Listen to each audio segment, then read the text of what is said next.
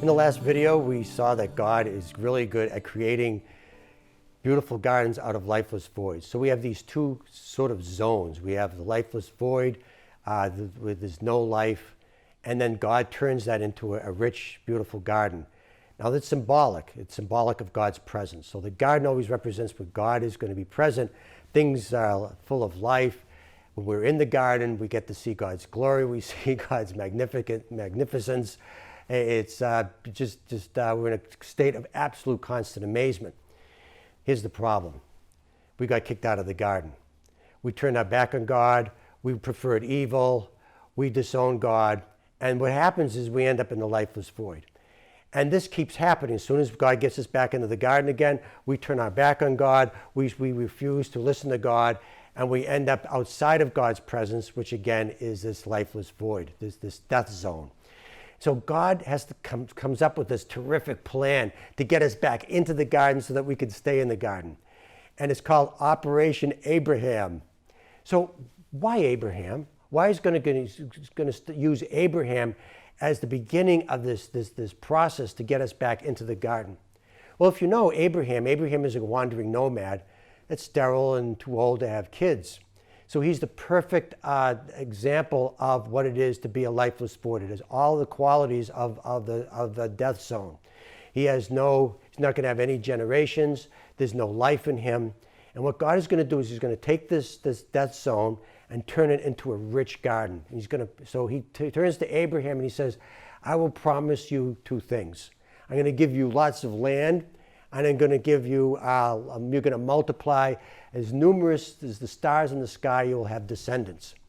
Now those two promises really equal one gift, and that is a productive garden, which represents God's presence. So basically what God is saying when he says, I'm going to give you land, I'm going to give you lots of generations, what he's really saying is I'm going to be producing a garden, and we're going to be back in God's presence again. That's the really beauty of this promise. Now there's symbols to these promises. There's two of land and of multiplying. The first symbol that God gave us was with Noah when he gave us the rainbow. Now you know what a rainbow is. A rainbow comes out when the rain just starts to stop and the sun comes out, so it's raining and sunny at the same time. It's a transition between the rain stopping, and then this beautiful rainbow shows up. So the symbol really means that when God sees the rainbow, it reminds God that I'm not going to turn the world back into a lifeless water bubble. I'm not going to have a deluge. I'm not going to have turn back the world into that. I promise land. So the second promise that he gives is they're going to be multiplied. Now the symbol for that is circumcision. Why circumcision?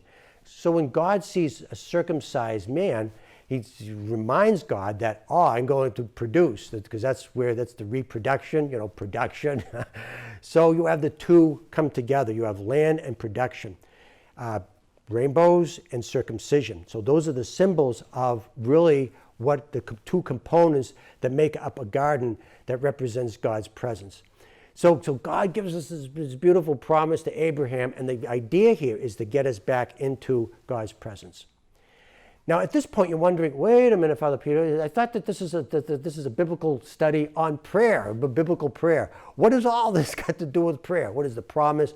So I'm going to tie all this back in and show you how this is, what this all means in terms of biblical prayer. So join me in the next video.